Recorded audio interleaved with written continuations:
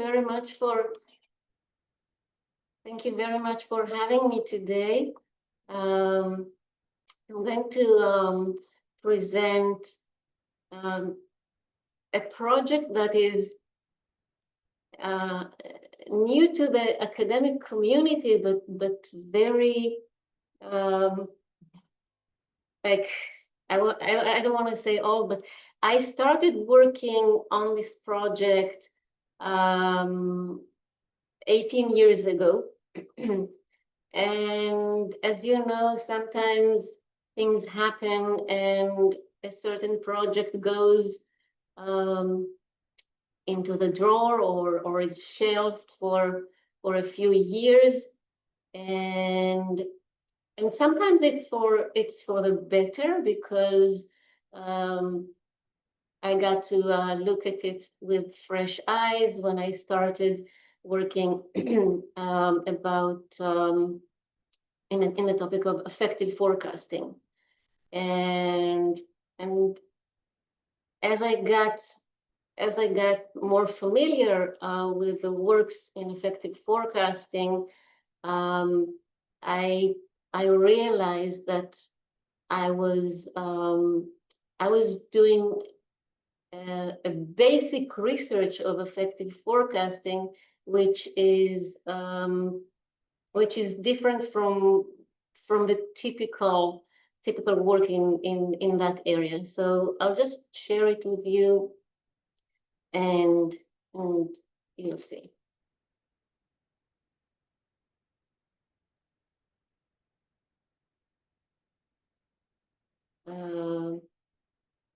Everyone? Yes, now we've got the slide view. Great.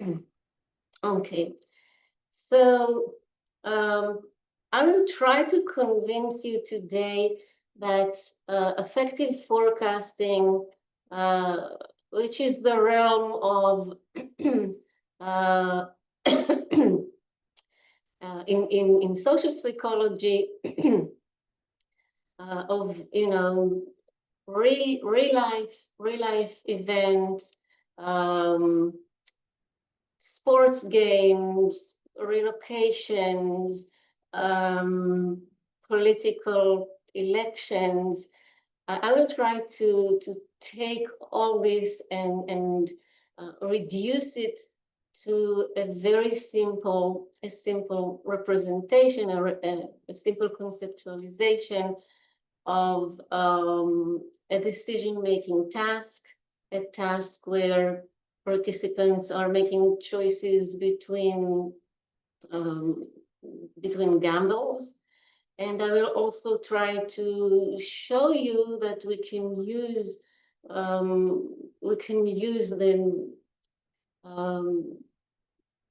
model. Here it's one model, but we can use different models of assessing utility functions in order to represent the core bias of affective forecasting, which is the impact bias. So it all started with it's a real example. It was like I was invited years ago to speak in front of oncologists. I was invited by a pharmaceutical company, and those oncologists were treating kidney cancer. And there were two alternative treatment protocols at the time. One that was the default, the status quo, and the protocol for this one was administering drug A for 10 days, going back home for 2 months rest, and doing that again 3 times. And the alternative treatment administered drug B for 30 days in a row, and finished the treatment, or the treatment was completed, and within 1 month. The treatments were equally effective. The patients actually preferred the protocol of drug B, saying they prefer to, suffer once. They prefer to keep it as short as possible, to know they are done. But the oncologists insisted on the drug A protocol, and they kept telling me in that meeting that suffering without breaks is simply inhumane. They cannot allow their patients to go through that suffering, and the patients don't know what they're talking about, even though the patients kind of did know what they're talking about, because there were experiments, like double-blind experiments. And I looked at this discrepancy between the patients and the oncologists, and there are, of course, different ways to explain the discrepancy. The cynical explanation, which may capture a lot of the explained variance, is the pharmaceutical answer. Doctors, physicians, oncologists, they like working with a certain protocol. They have some sort of relationship with a certain firm, and they won't diverge so fast to another firm just because of, I don't know, financial considerations, or relationship with a firm, all sorts of things that we know are taking place in that area. The status quo, the inertia or cognitive laziness, is another explanation for the discrepancy.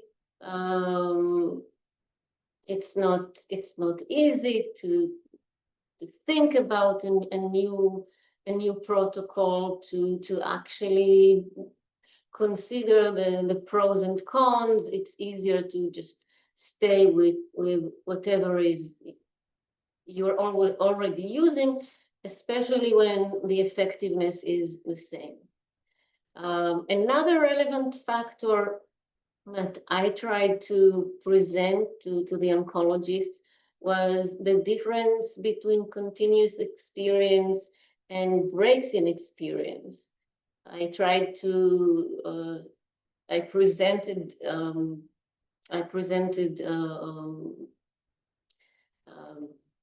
papers and works showing that for positive experience, like watching a movie, the breaks of advertisement actually increase the overall satisfaction, whereas for negative experiences, people prefer to have everything at once, and their memory and their overall experience is less aversive when there are no breaks in the negative experience.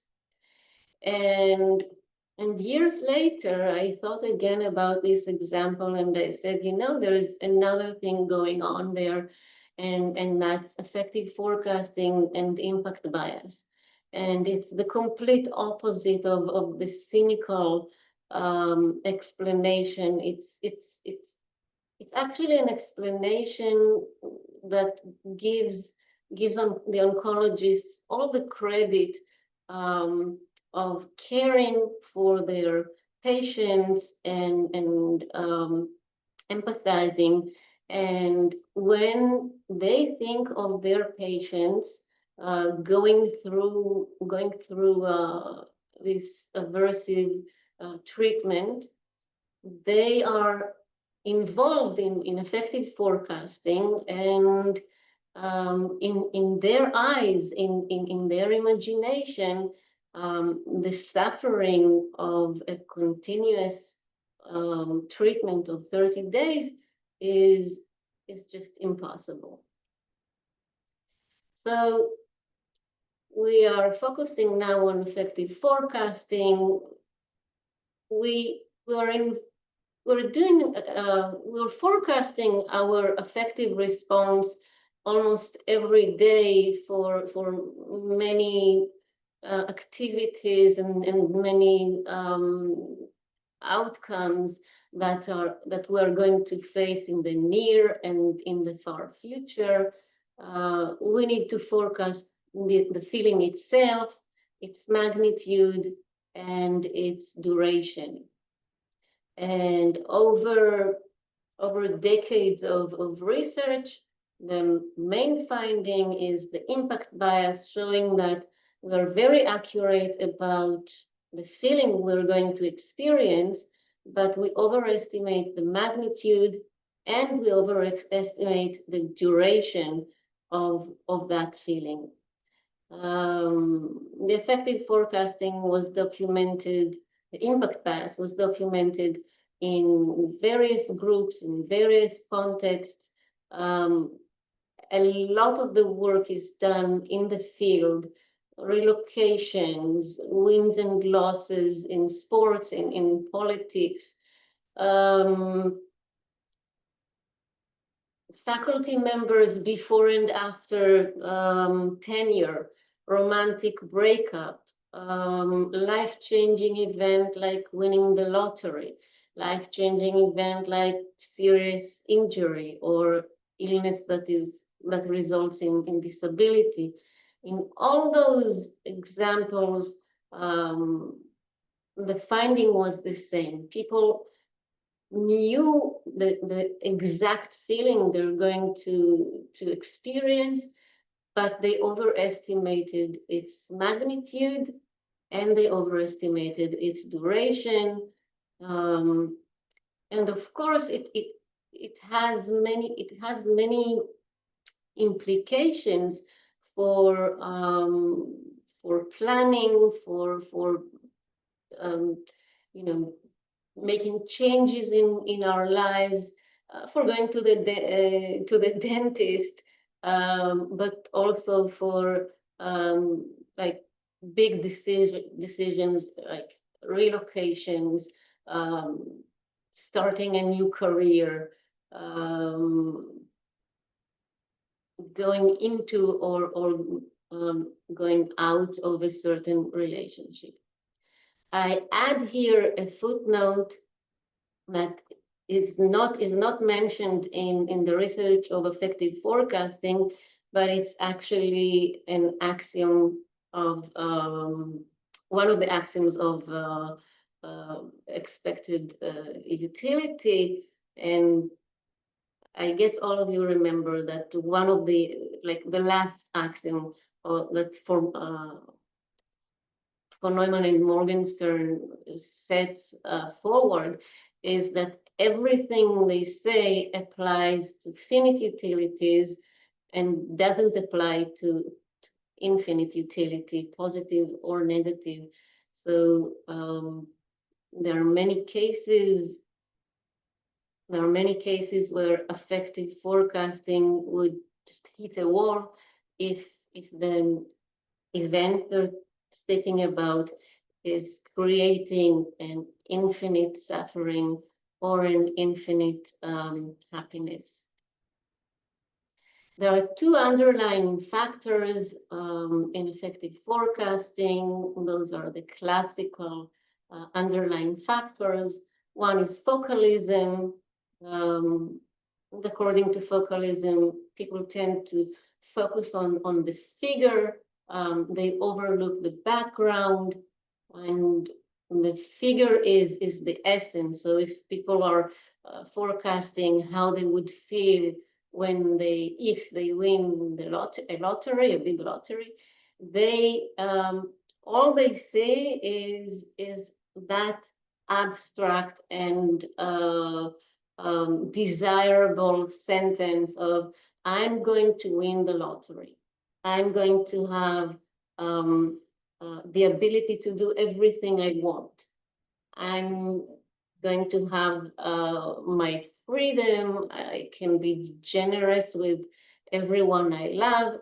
What they overlook is the background, which is the concrete and specific details of, for example, paying a tax and actually getting only half of what they won, or the general context where, you know, regardless of winning the lottery or not, things happen in life. They can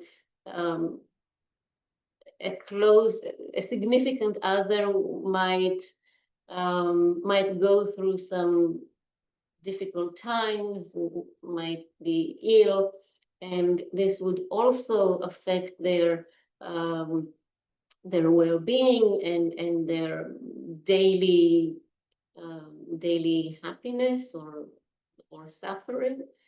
And for concrete or specific context, people, when they think about winning the lottery, what they don't take into account is how many phone calls they're about to receive from family members, from friends, from acquaintances, offering them to start a business together, to start a charity together. It's all of a sudden they would realize they didn't just win the lottery. They now have to manage the lottery, which is I actually experience it every time that, you know, I win a research grant. I think of it as, you know, something. It's wonderful, right? It's wonderful to win a research grant, but as soon as you get it, and now you have to manage it, and you have to recruit the research assistants and buy all the equipment for the lab, and all of a sudden it becomes your day-to-day work rather than the wonderful experience that you feel when you read the email, congratulations, you just won the research grant. Another underlying factor, a classical underlying factor, is immune neglect. People neglect psychological immune system. That's how Gilbert likes to put it. And also anchoring on and overweighting the here and now, overlooking adaptation, or simply maybe it's just hard to imagine any adaptation. If someone goes through some car accident and loses their legs, it's understandable that when they find themselves in the hospital, they are anchoring and focusing on the pain, on looking and not seeing legs, and any thought or any suggestion that they might adapt to the situation is not only hard to imagine, but it is also frustrating and infuriating for people who have just experienced the loss. Yes? Yeah, quick question in this context. When this is all forecasting, so they're overlooking the possibility that they might adapt before they have the accident or in hospital, or is this among victims? Before and also during the initial Okay. experience. Right. So Gilbert and Wilson like to show a schematic graph that goes over time, where the experience itself peaks and then goes down, and but it takes time. Right. So the peak may not be as intense as people expected it to be, but it does exist.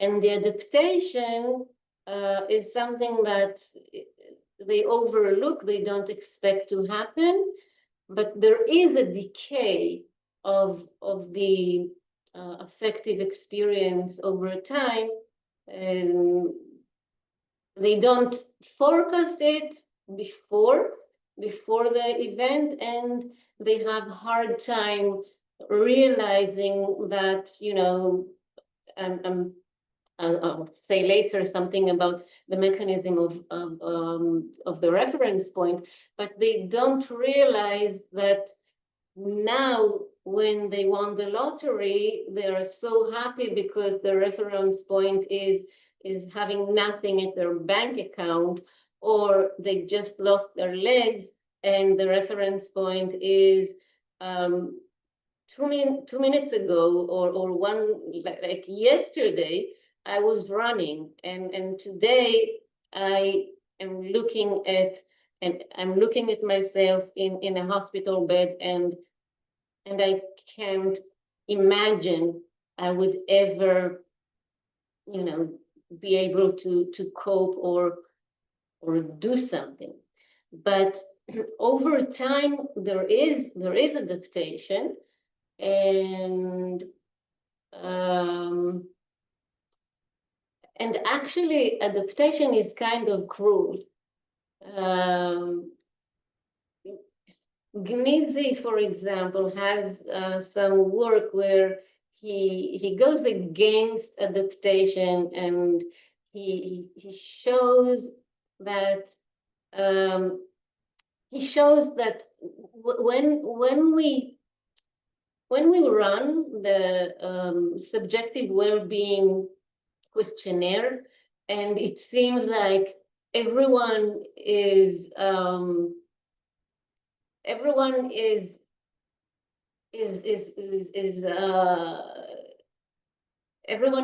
marking their well-being around the middle between, say, 2 and 4 on a 7-point scale. He says, you know, you can't really say that the person who is in a wheelchair is that his 3.5 is actually the same as the 3.5 of a person who is not in a wheelchair. It's just that they are marking 3.5 according to the different reference point in their reality. And that's why Gnizi says, you know, the finding is that everyone adapts and everyone is happy more or less, or around the average or around the median. But the reality is that this is just a relative report, self-report, that doesn't reflect the reference point. You can be on different points of a certain utility function, and you are looking at a different reference point, but then the axis is changing for you, and the zero or neutral reference point is now changing. This is actually something that Tversky and Kahneman mention briefly in their 1970 9 paper or the prospect theory paper, they say something about the reference point changing and that it's hard to predict what's going to happen. Now, Gilbert and Wilson are, the dominant figures in effective forecasting, but there are actually at least 2 alternative conceptualizations for effective forecasting, and I would like to present those 2 alternative frameworks. One is construal level theory. And according to, everybody is familiar with construal level theory, I assume. High-level representation for the forest, low-level representation for the trees, high-level representation of essence and desirability and goals, low-level representation for means, for the context, for the details, and the high-level representation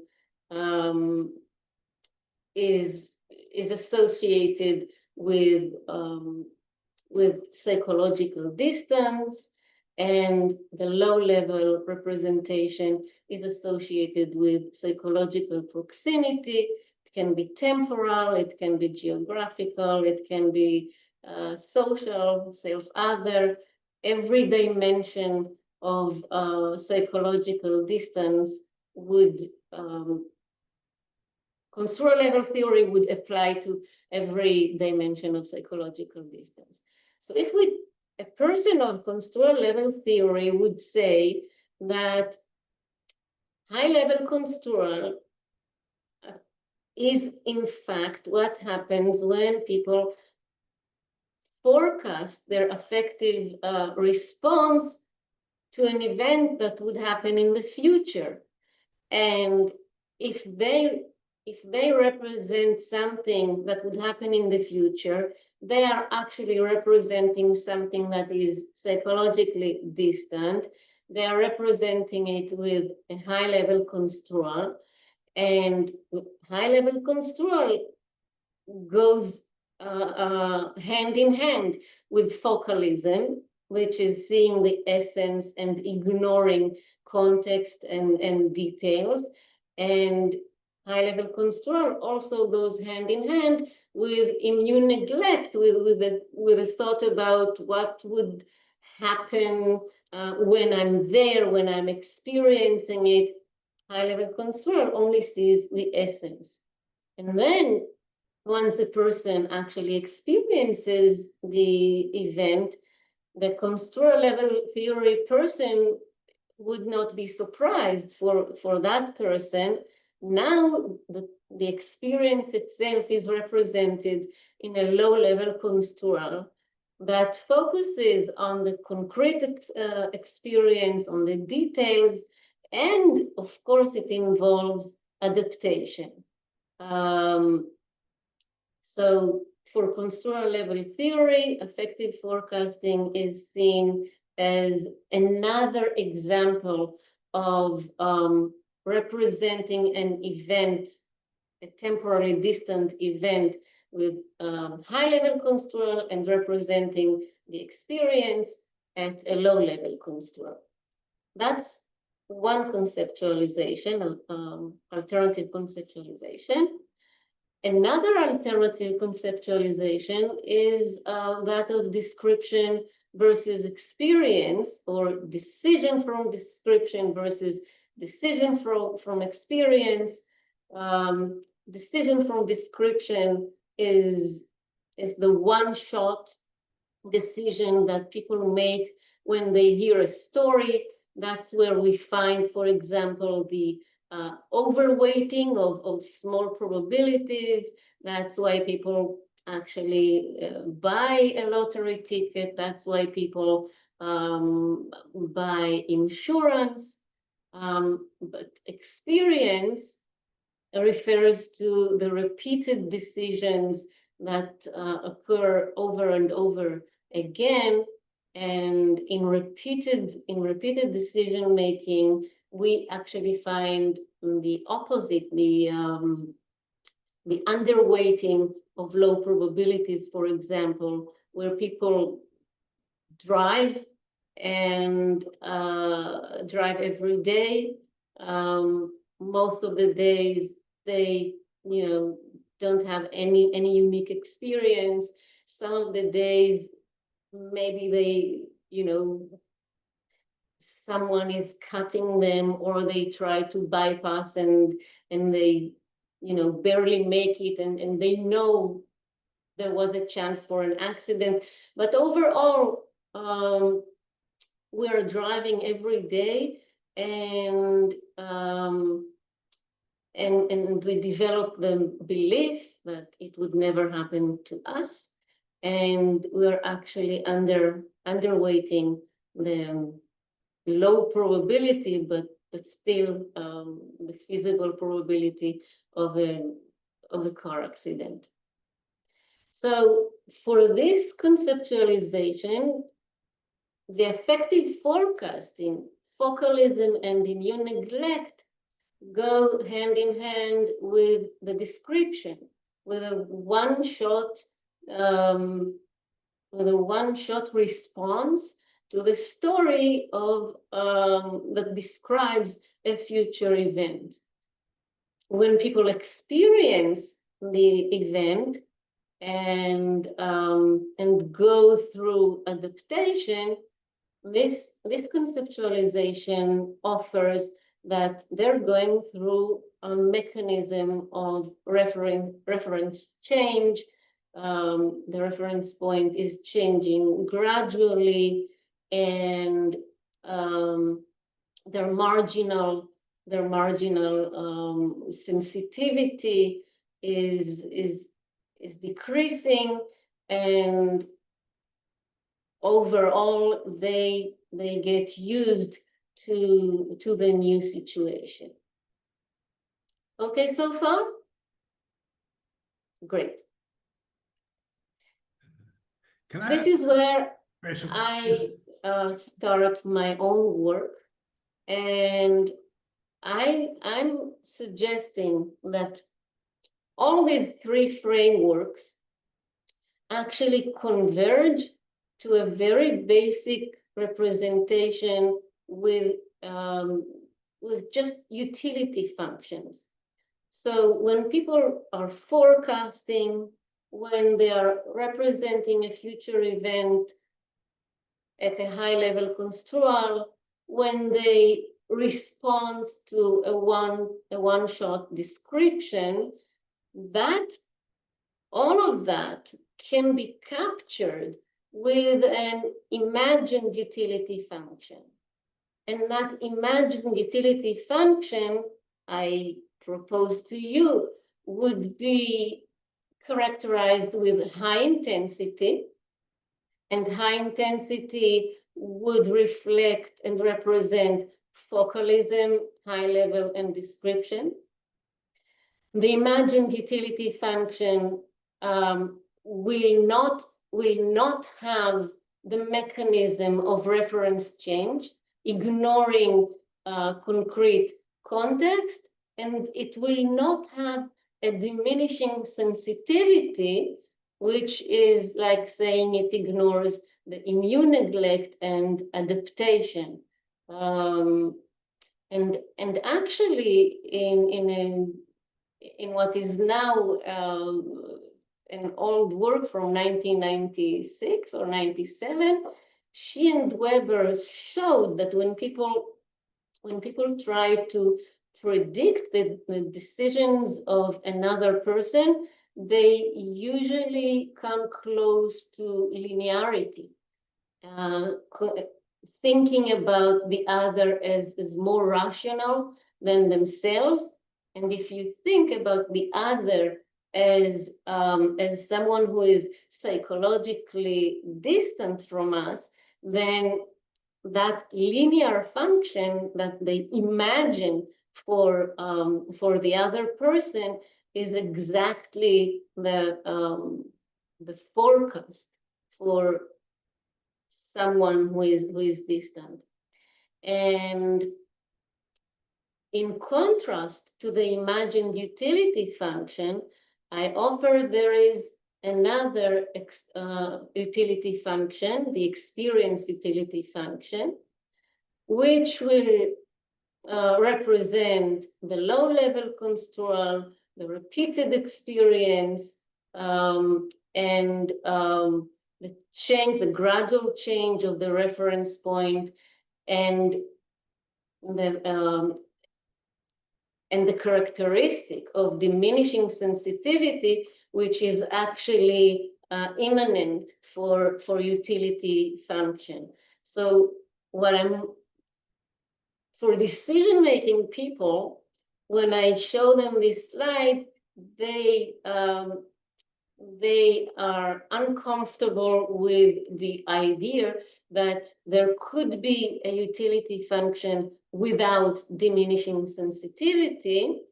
And then that's why I tell them about Shi and Weber, but let's see what happens. So here is a schematic representation of what I offer. I offer an imagined utility function that would be more intense. In that diagram, it's not completely linear, but it's more intense. It has the diminishing sensitivity is less pronounced. And the experienced utility function is of a lower magnitude with a more pronounced diminishing sensitivity. Now, if you look at this diagram, there is a minimal mechanism for effective forecasting, and there is an extended mechanism for effective forecasting. The minimal mechanism would be the reference change and the diminishing sensitivity. So if a person people go by themselves through forecasting an event for themselves and then experiencing it and then realizing they overestimated the magnitude and they overestimated the duration, it could be explained with just a change in the reference point. They made the forecast from 0 and they thought that is where they would be, but then when they experience the actual event, they in a different portion, in a different interval of the utility function.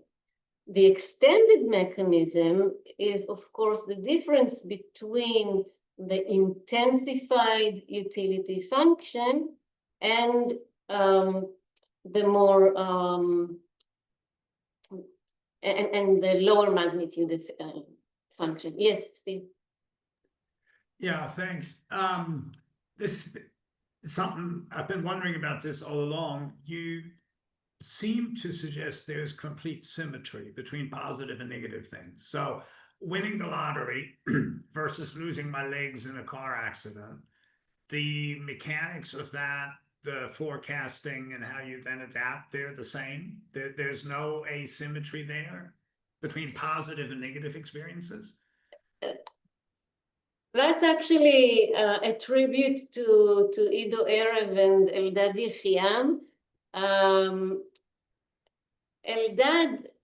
Eldad suggests for I don't know, the last decade, he offers to replace loss aversion with loss attention.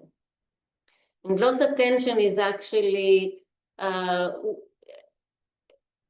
the asymmetry in forecasting, which you are referring to. When we look at empirical evidence of how people experience loss and gain, we see frequently that there is almost symmetry there. So the difference would be perceptual, and indeed in the task of forecasting, rather than in the task of actual experience. And I'll soon show you the task, and I will show you the utility functions that I estimated for the participant, and we'll see where this asymmetry comes into play and where it is less pronounced. Okay, and one more thing: the difference between the utility functions, which is an extended mechanism, would be the explanation that constructor level theory would like to adopt, because that explanation, that extended mechanism, actually describes the psychological distance, whereas the conceptualization of description versus experience would be just satisfied with the reference point mechanism.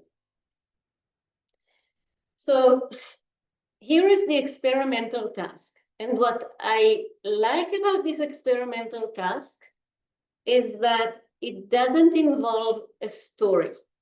It doesn't involve an imagination of getting tenure or not getting tenure,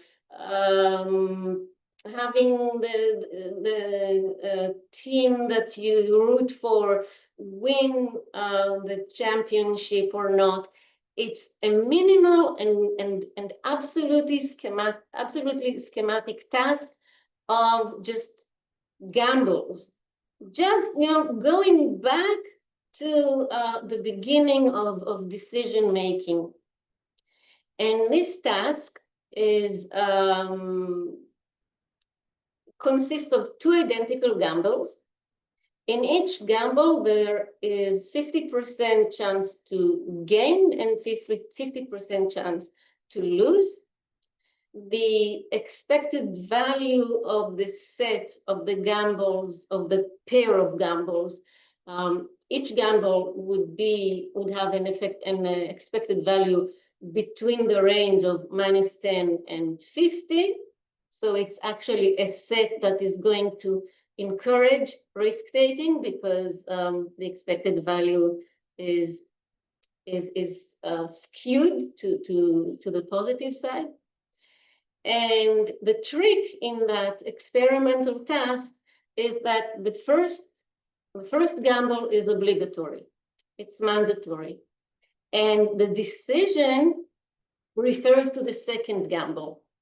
So every participant knows that, I'm going to play a first gamble for them. It's not in their hands. They're either going to win a gamble or lose a gamble, and they do have a choice regarding the second gamble. They can plan whether they think they would like to accept a second identical gamble if they win the first one. They can plan whether they think they would like to accept the second gamble if they lose the first gamble. Then they experience the gamble itself, and they make a revised decision, either for the outcome of gain or the outcome of loss, whatever happened. And now they make a second decision, saying one more time whether they would like to take the second gamble or not. But the first decision and the revised decision, or the planned decision and the revised decision, are both consequential. It's not that the first decision is hypothetical. Rather, there is there is, I sample, not me,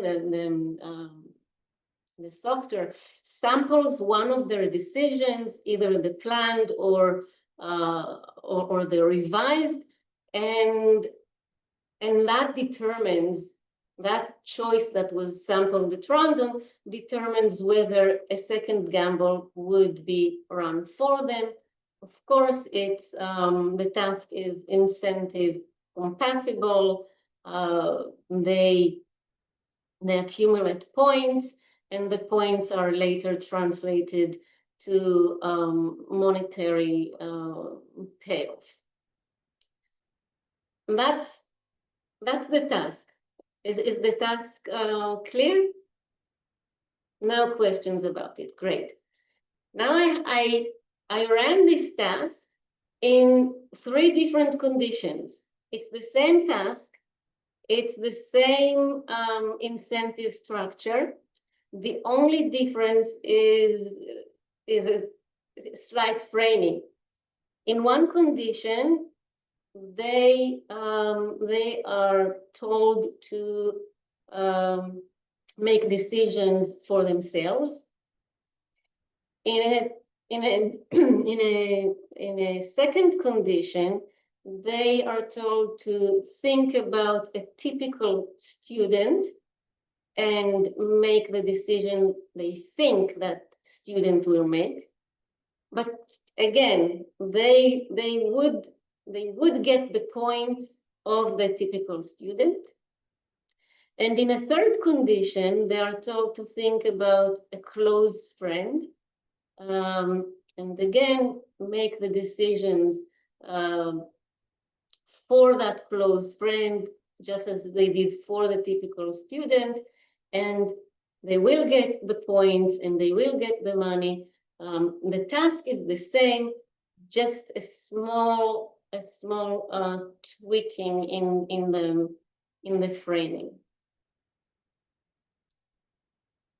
This is what we got in the first experiment. You can see the experimental condition in the rows, and for when they made plans for an anticipated gain for themselves, 63% of, on average, 63% of the participants said, yes, I think I would like to take the second gamble if I'm going to win the first one. This is consistent with playing with the house money. When they made a plan for themselves for an anticipated loss, they were also risk-taking, and that is because most of the gambles were with a positive expected value. Then we looked at the revised decision after they experienced the gamble, and we see that after they experienced a gain, they had a relative decrease in their tendency to accept risk. After they experienced loss, they had a relative increase in their tendency to accept risk. The same pattern is seen for the other, even though you can see that for the other, the pattern is more pronounced. Instead of 0.63 versus 0.58, now we have 0.68 versus 0.47.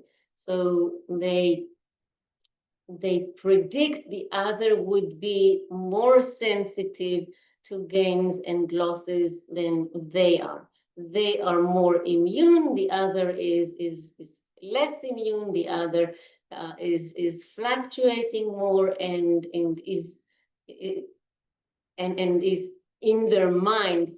The other is going to be more influenced by the gain and by the loss. And again, in the revised decision, we see a relative decrease in the tendency to take a risk after they gain. a relative increase in the tendency to take a risk if they lose. You can see here once more, they are more sensitive to gains and losses when they think of a typical student than when they think about themselves. So in affective forecasting terms, when they think of the other, the typical student, which is psychologically distant, they overestimate the effect that the gain would have on that typical student. They also overestimate for themselves, but when they overestimate for the distant other, their overestimation is even more pronounced. Why? Because the distant other is even further away than the future self. Something weird happens with a close friend.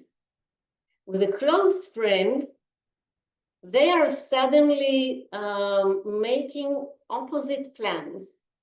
They say, no, my close friend, if I think about my close friend, I'm not taking a chance for this close friend. I'm going to let him keep the gain, and I'm going to be risk averse when it comes to someone who is dear to me. If someone who is dear to me, if I'm imagining that person losing the gamble, I am imagining such pain that I cannot let him stay with that pain. I feel that I must let him take a risk and break even. So when we think about the close friend, we get the opposite pattern. But does it mean that it's going to be an opposite utility function? We'll wait and see. We just see that here it's like there's a very nice paper I read once about married couples, showing that let's say it's a wife and a husband. It could be two husbands or two wives. It doesn't matter. But for the sake of the example, the wife is more worried about the husband, you know, being involved in an accident, going too far into the sea. It's like, honey, don't take a risk.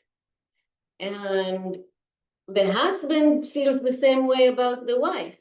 He's more afraid for his wife than he is afraid for himself. It could be, again, it could be two husbands. Each one worries more about their significant other. What's nice about this task and about the set of gambles and all the choices that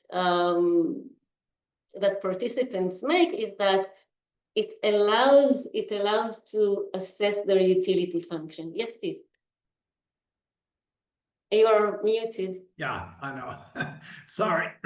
No, this is very interesting data. I just need to flag that I have to leave in 2 minutes at the top of the hour. I have another meeting. I have back-to-back meetings all day. So, and this next person is on a train in the US somewhere. So I need to be. Okay, so we are recording this. We're recording this meeting. If you'd like to see the what goes on. Actually, it's going to be a replication, so I'll just go into I'll just go directly after you go. I'll go back to show the model. But there is a model that uses the mechanism of changing the reference, making a plan with a reference of 0, and making a revised decision with a new reference that has been created due to the gain or due to the loss, and now considering the gamble in an updated manner with updated values against the new reference point.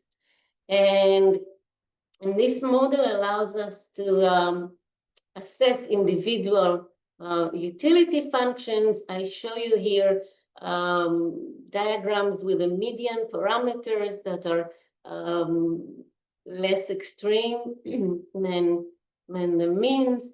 And you can see that the utility function for the self is the one with the lowest magnitude. The utility function for the other, it seems linear. It's not completely linear, but it's very close to linear. So there is a difference between the utility function for someone who is distant in comparison to the utility function for the self. And the most pronounced difference is for the close friend, where as we saw with the finding themselves, they are more sensitive to the gain and to the loss of the friend. They're also more sensitive to the gain and loss for the other, but there is a problem here for the construal level theory person. Why? Because the friend is closer to me than the typical other. So if someone is closer to me, according to construal level theory, their utility function should look more like my own. It's like when using empathy.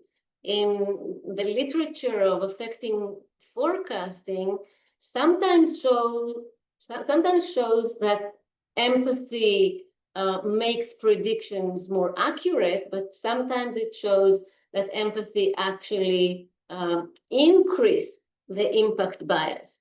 In this case, with the Gamble's task, I would say that empathy must be here for the close friend, and what it did is that it actually intensified the impact bias. But of course, this is just a speculation, and to test this speculation, if someone has just say, because it's difficult for me to control both the chat and is there a question, because I just saw someone. Okay, I didn't see the. Okay, so let's do a replication and see what happens when we replicate with the same task with two conditions, just the self and the close friend. But now, in the end of the experiment, we add a measure of empathy. Empathy is a trait. It's the IRI scale, and they go through the same task with planned choices, with revised decisions, with one of these decisions being sampled at random. And then in the end, before they get paid and released from the lab, they complete the IRI questionnaire, which gives them an empathy score. If we just look at the averages for the self and the close friend, we see that in this study 2 replicates study 1 for the self. When thinking about themselves, participants thought they would have a tendency towards risk, and they would take the first gamble, but if they actually gained in the first gamble, they won the first gamble, then their tendency towards risk relatively decreased. They were risk neutral when it came to anticipated loss, but once they experienced loss, we saw them relative tendency to take a risk after a loss. But for the close friend, we see nothing. It seems like there is risk neutrality all across across all the decisions.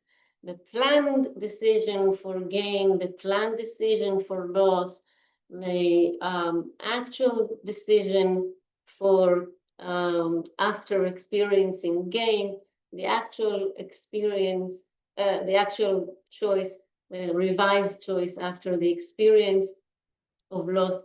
It seems like everything is around neutrality, and we don't see the same flip. Where we see the flip is we can see the flip if we look at the lowest quartile of the measure of empathy and the highest quartile of the measure of empathy. So for the upper 25%, we see that for the close friend, participants do the same.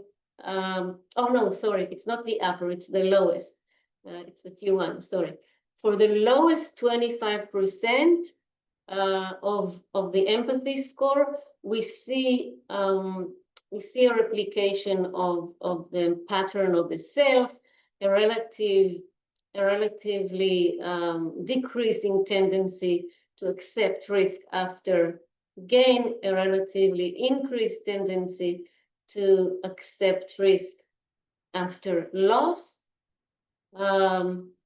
When we take the upper 25% of empathy, that's where things become interesting.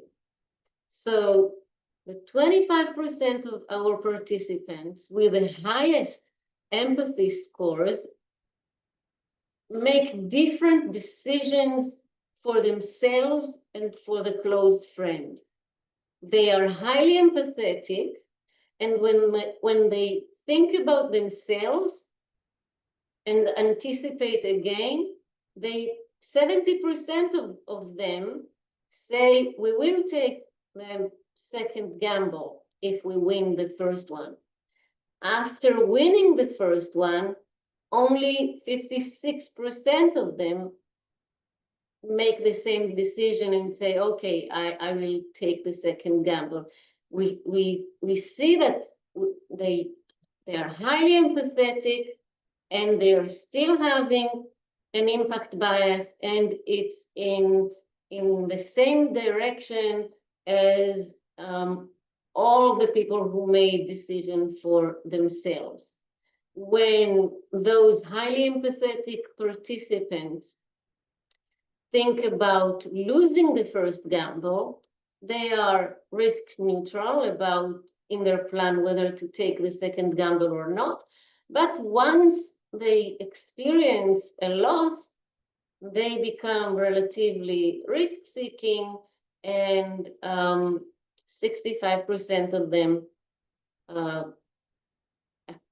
accept, are willing to accept the second gamble. And again, this is the highly empathetic participant replicates all the sample of people in the self condition. Something else, the opposite happens for these highly empathetic participants when they think about their close friend. And now we see the flip that was more pronounced in the first study. It wasn't replicated overall, but it is replicated for the highly empathetic participants.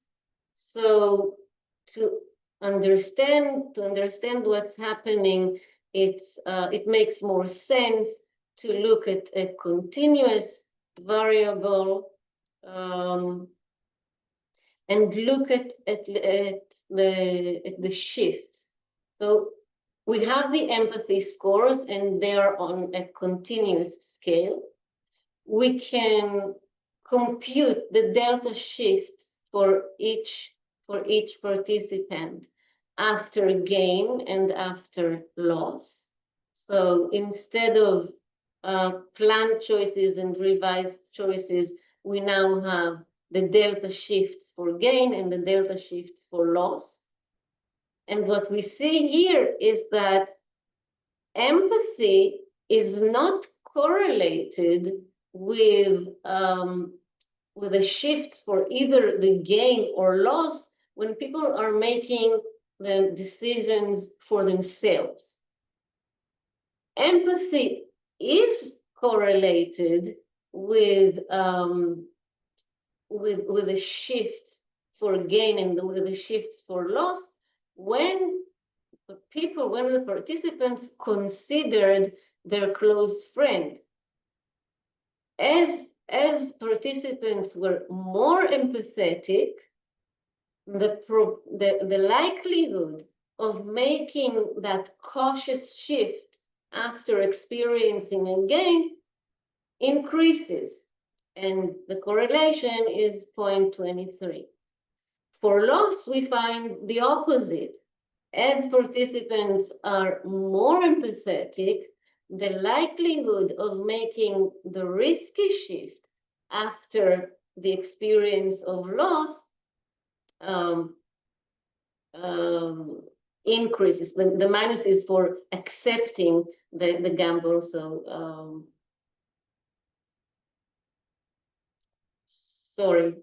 sorry, it's again, it's opposite. The minus should have been here, and the plus sign should have been here. So empathy is not related to the self, but it is related to the close friend, and the relation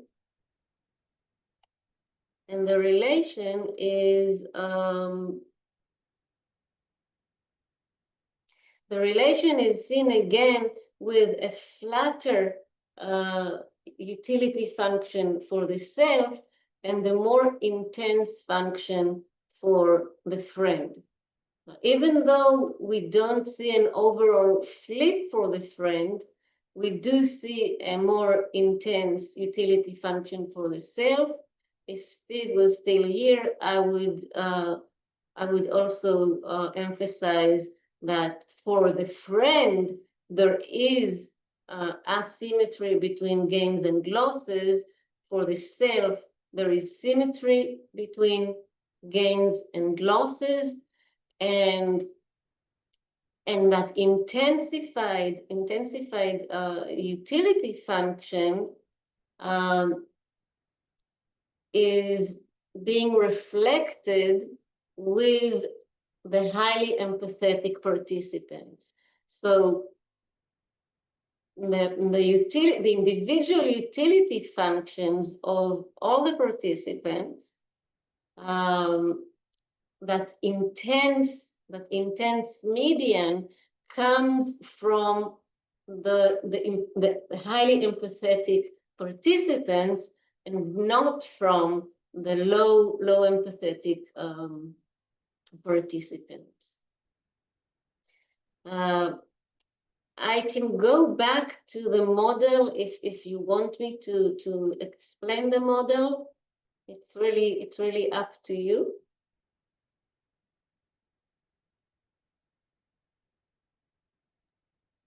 I think it's okay, Rachel. Okay. I'm not sure who else might be having to leave soon. The mathematics are not really important. The point of the model is making a plan against a reference of 0 and making a revised choice against a new reference depending on the experienced outcome. So empathy is related to the close friend, but not to one's own decision.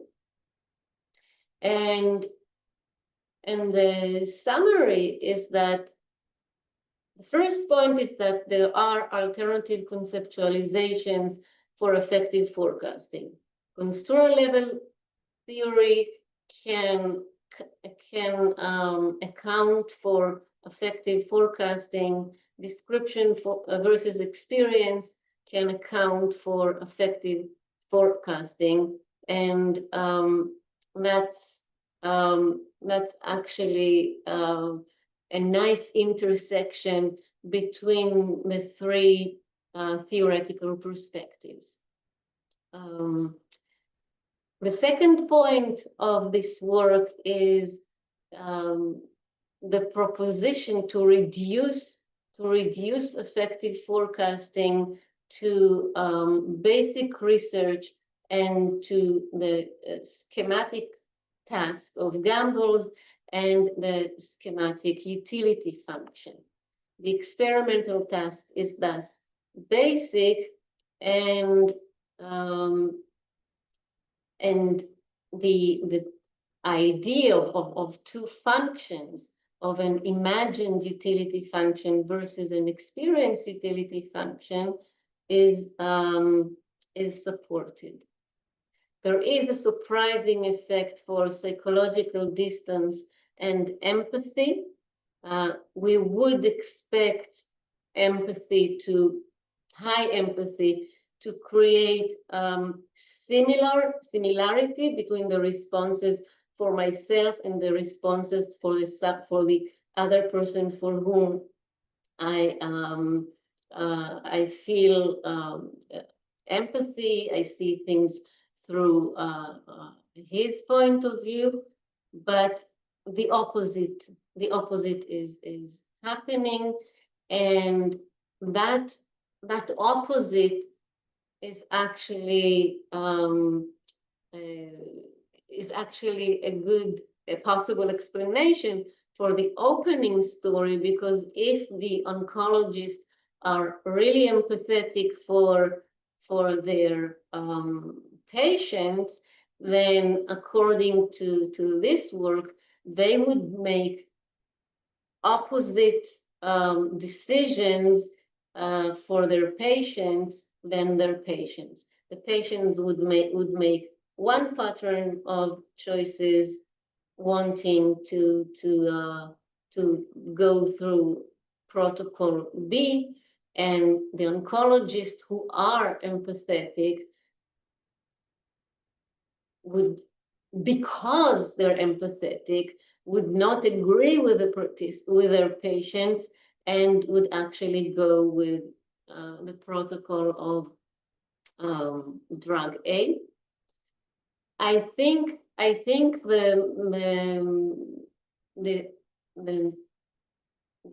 paradox effect of distance and empathy raises the idea or the possibility of a hyper self when we consider someone who is close to us. And the hyper self is like a compound between the self and an additional component. So if I'm a mother and I think of my child and I'm going to make an effective forecasting for my child, my empathy causes me to refer to myself, plus the additional component, the hyper component of the imagination for my child. I can never experience the experience of my child. I can only imagine it, and parents are overjoyed when their child is happy. They are suffering if a kid comes back from school and says, "Mommy, someone insulted me."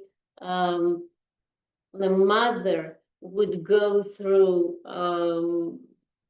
the imagined experience of that insult, and that would make her more sensitive to the experience than the child himself or the child herself. If you go to your parents' to your parents' home, you'll see that they are still keeping all the trophies that you won, that you already like years ago, and you forgot about those trophies.